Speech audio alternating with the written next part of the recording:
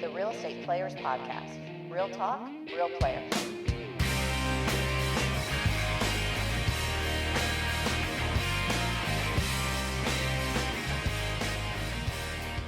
Welcome back, guys. Our guest today is Derreck Long with Heritage IRA, president and co-founder. Welcome. Yeah, thanks, Joe. Thanks. I appreciate you guys having me. Well, I knew after talking to you, I think it was like last week, I was like, oh, this guy, we need to get him on like ASAP. I just think it's such a pressing concept, and you're kind of really well-rounded in all the retirement aspects in general, that I think it will help anybody that is remotely into real estate. You know what I mean? Yeah. Well, thanks. Like I said, I was pretty excited. I think we connected pretty well. Military, B, investing, C, taxes, like things that everyone always ends up having questions on anyways. So yeah. And if you can't tell, James isn't here, but we're filling it in with Stuart, and he will ask the interesting questions today. Great substitute. Yes. They look alike. Okay. But I want to start just because you have a family background, deep rooted, and you said real agents, brokers, title attorneys, the whole nine. How'd that influence your approach to investing finance, and how did you get started in this? Well, if we go like even as a child, my grandma was a real estate agent and broker, and then my dad was a big real estate investor. My mom was a agent broker. My uncle on both sides are title attorneys. My stepmom is a note attorney and document attorney. So like it didn't really matter what happened. But when we talk about real estate specifically, I had someone to turn to early on. You know, I didn't have to pay for like a mentorship program or find somebody, because like there was someone in my specific family that has dealt with it, knows what to do. And it could be anything from wholesales and subject twos to syndications, real estate, like rentals and fix and flips, all of the above. So, you know, just learning how to be a proper investor, I think is a big thing that people struggle with. And they end up spending sometimes way too much money to try to learn and take some classes, you know? So I was very fortunate early on. We should probably do a whole thing on guru and the guru culture of today, but we will save that for another podcast. Yeah. Oh gosh. So let me ask a few questions just for educational purposes for the listeners. As a syndicator myself, I get asked these questions by investors. The difference between UBIT and UBTI, they get confused about that. That's one thing. Can you explain for everyone? Yeah. So for starters, I always remind people, especially if you're a syndicator out there and you're raising capital, just remember that people can invest in you using their retirement accounts, right? I don't care if it's a 401k or IRA. So if you're raising capital and you're talking to someone, they probably have more money than you realize. Now, the thing is though, is the retirement account by the IRS's definition is a tax exempt entity. So anytime it makes profit or makes, some sort of income, you don't have to pay any taxes on it. So prime example, if I did a fix and flip, right, and I make a bunch of money, I don't pay taxes. There's no capital gains tax or income tax or earning tax, right? So we love this aspect. But the minute the retirement account borrows money to complete a transaction, the IRS says, hey, you're making tax-free money on money that's not yours. So most syndications out there, they're raising 20 or 30% of the capital. They're borrowing 70 or 80% from the bank. Now, your IRA didn't borrow the money directly, but indirectly it did. So what happens if we're using an IRA, not a 401k, but an IRA, the IRA gets hit with something that a lot of people have a lot of bad verbiage out there, but it's actually called unrelated debt finance income tax, or UDFI, right? And the most common thing I hear is UBIT or UBTI, all right?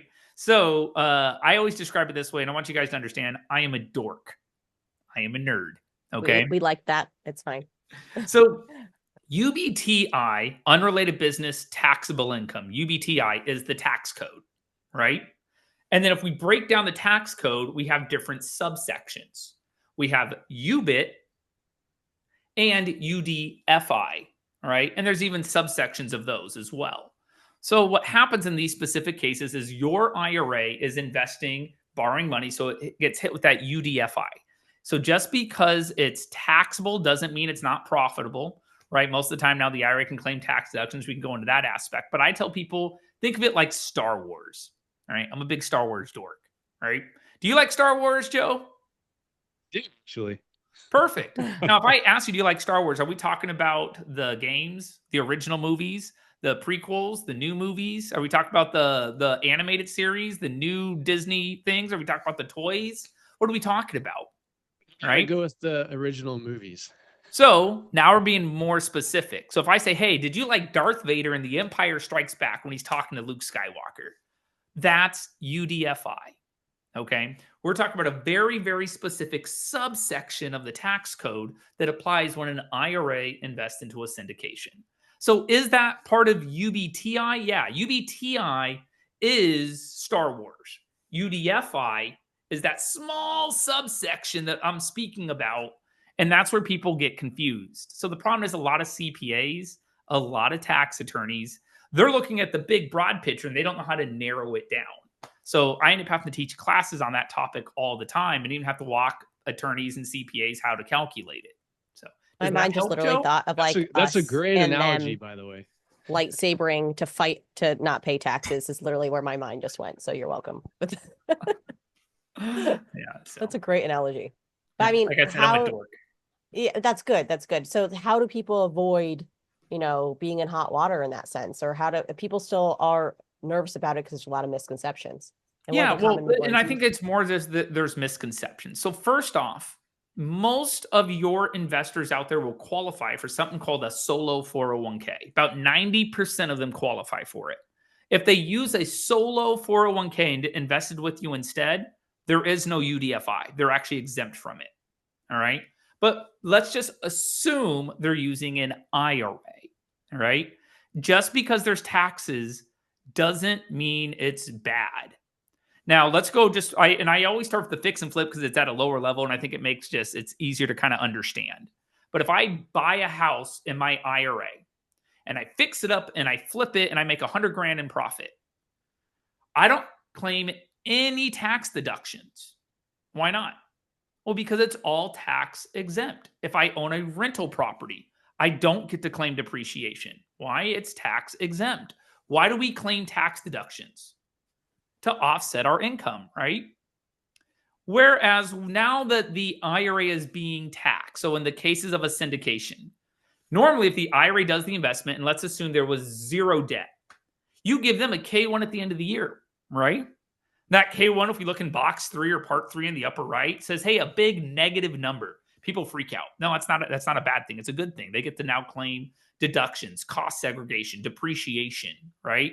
So as we go through these aspects, if there was zero debt, the IRA would not be able to claim that. But guess what? There is debt.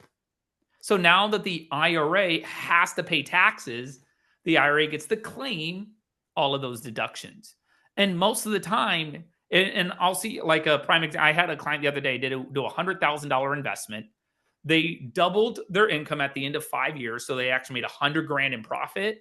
And the UDFI taxes on it that they owed was about $1,200 bucks. So you made $100,000 in profit over 5 years and you owed a little over $1,000 in taxes. Not a big deal. So I tell people more importantly, it's not something to be scared of. It's just something you need to be aware of, right? And don't let your CPA calculate UBIT. They need to calculate UDFI.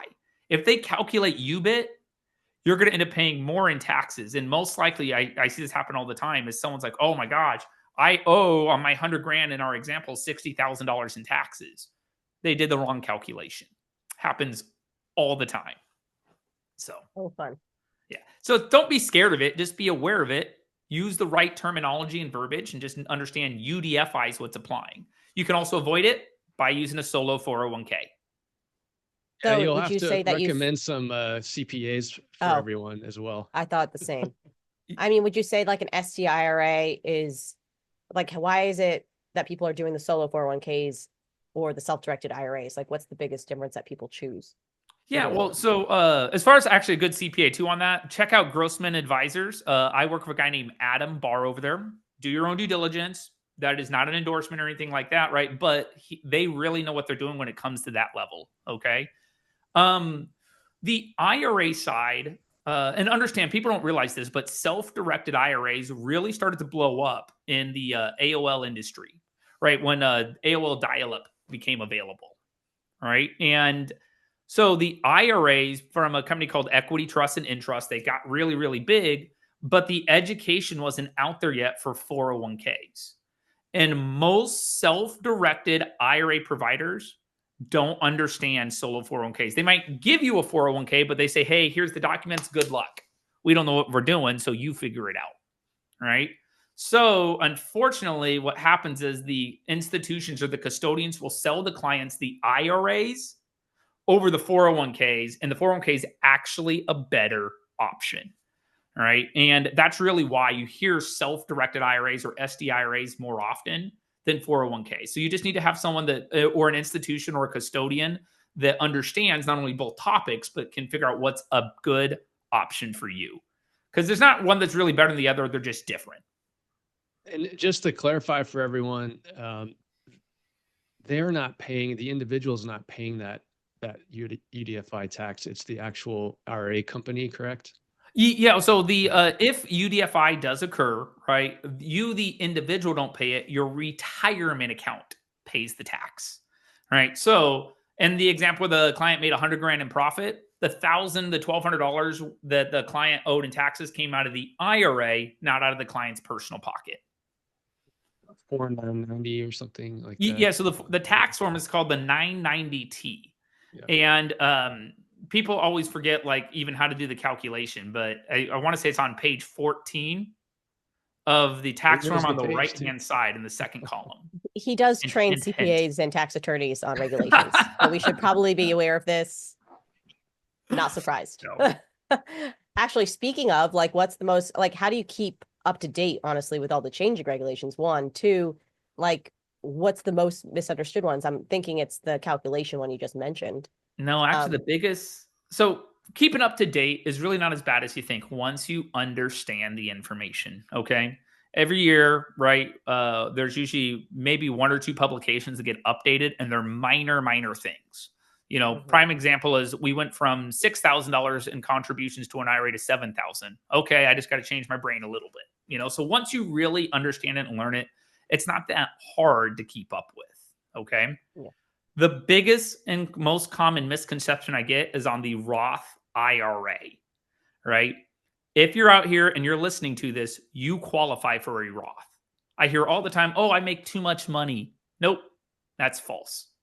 Everyone listening here qualifies for a Roth IRA, a Roth 401k, etc.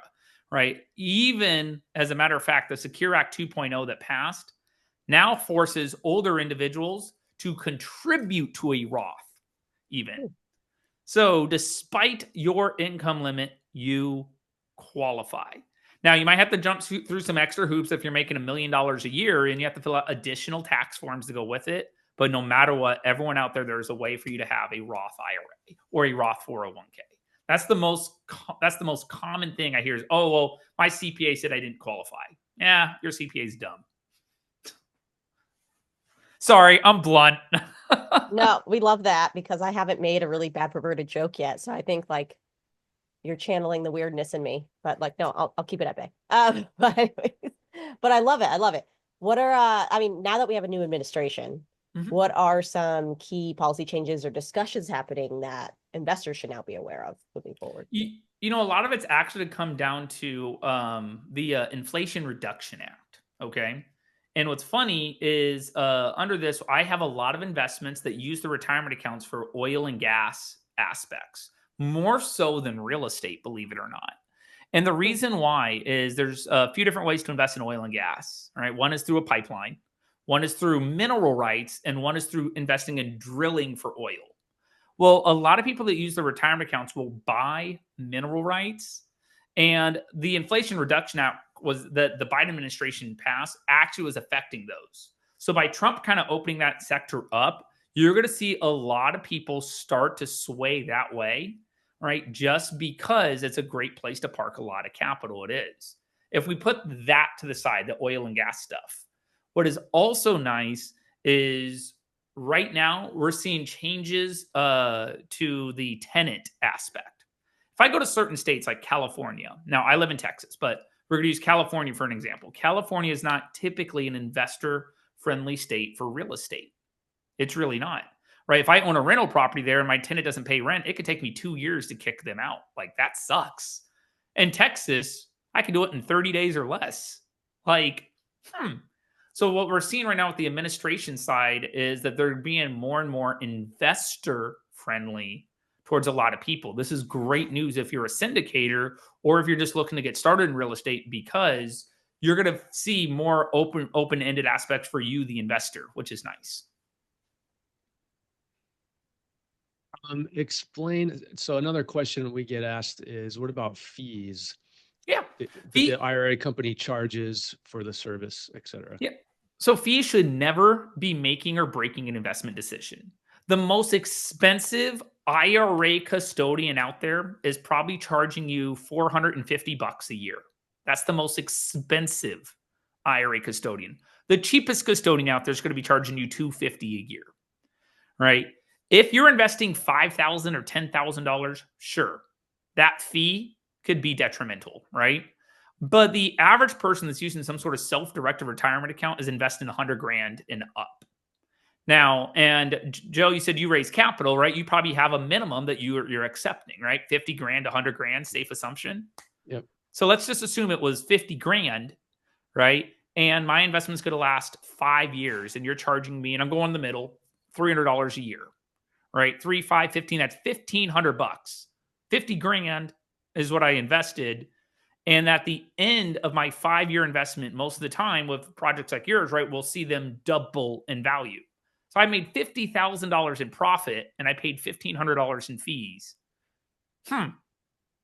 Like, people look at it the wrong way. Now, I actually teach an entire class, though, how you can use your IRA and do unlimited investing at any custodian out there or IRA administrator and avoid all of their fees.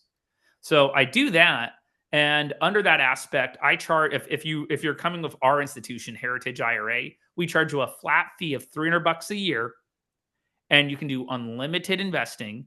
You just have to jump through some hoops early on. And so we teach a whole class on that, which you can imagine other IRA administrators aren't too happy with me that I teach that. But hey. Hey, I mean, you need to be different if you want to stand out, right? Yeah. And I mean, I think you're in the business of helping people. I mean, everyone needs to win at some point.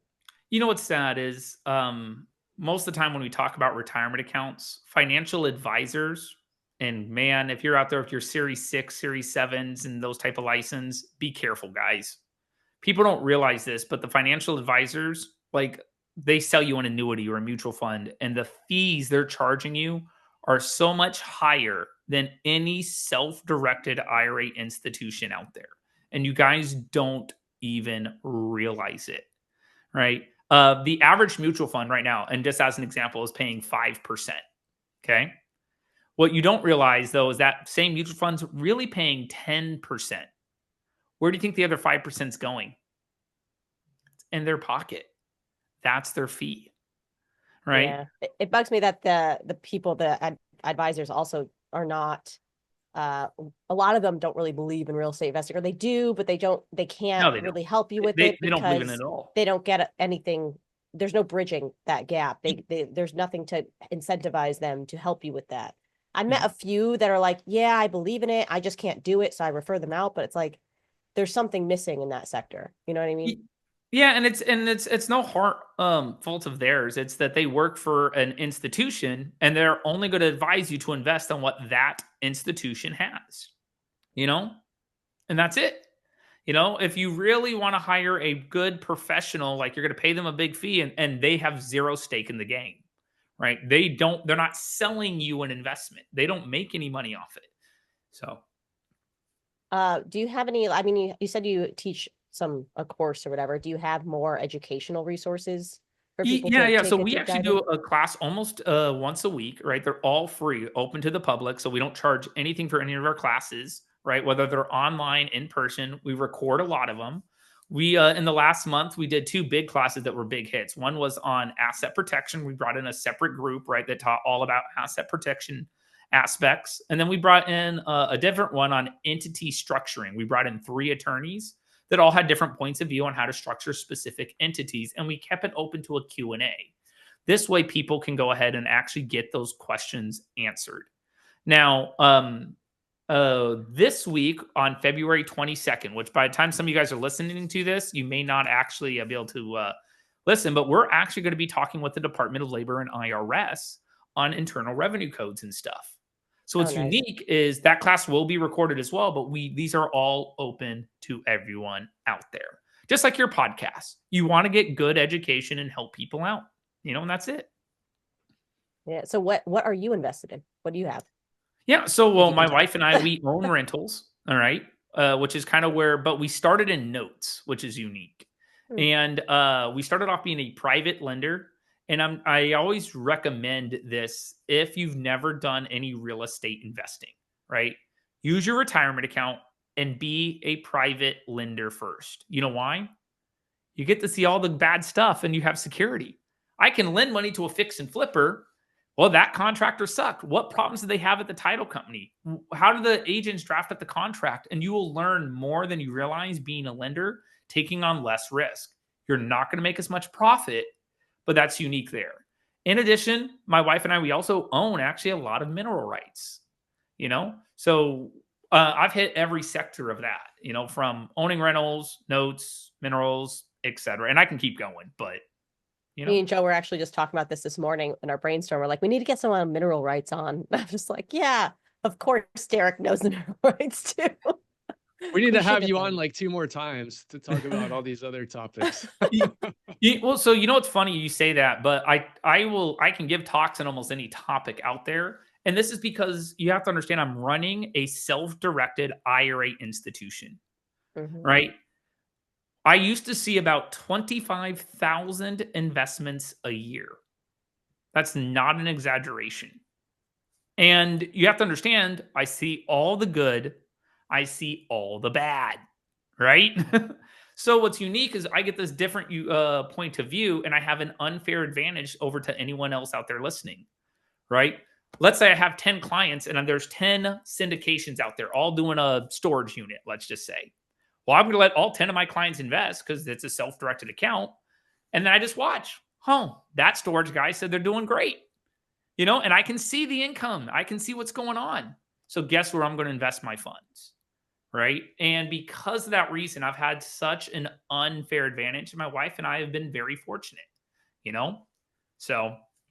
Well, that's good because I think you can, I think one of the key things of being someone in your position is you can make things that people technically don't understand and you can put it out there in ways that they can't understand. Yeah. And since I'm not raising capital, since I'm not selling the investments, it's nice because people can just ask the questions in general. And, it's like, if I don't know the answer, I'll say, yeah, I don't know. Right. Ask whoever it is you're investing in, and sometimes I get what's the max amount of cost segregation I can claim? I'm like, well, you're going to have to ask your syndicator, Yeah. So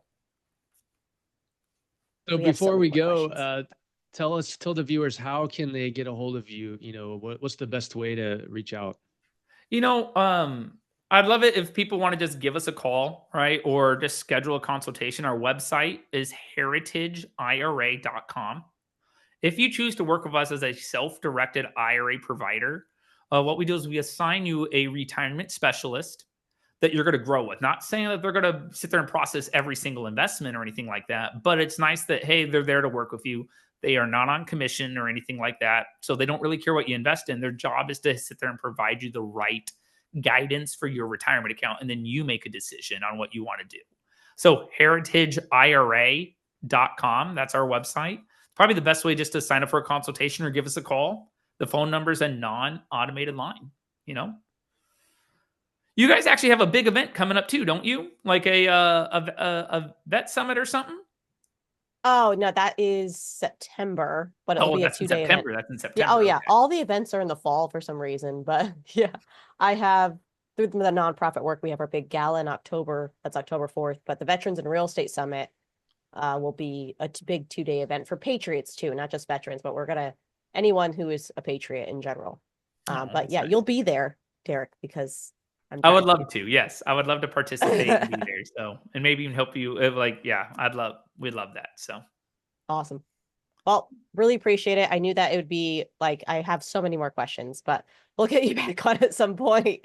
But really, really appreciate your knowledge. yeah, no worries. Well, thanks, guys. Thanks for having me. I appreciate it. Thanks, And where's the everyone. pup? I gotta say bye to the pup. Stuart, Mr. Stu. Hi, Stuart. He's just this. Oh, look at that. Look at that Yeah. belly. He's the I'm one a that's sucker very for good dogs.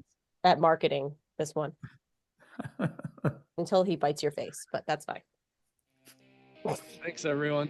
Yeah. Bye, guys.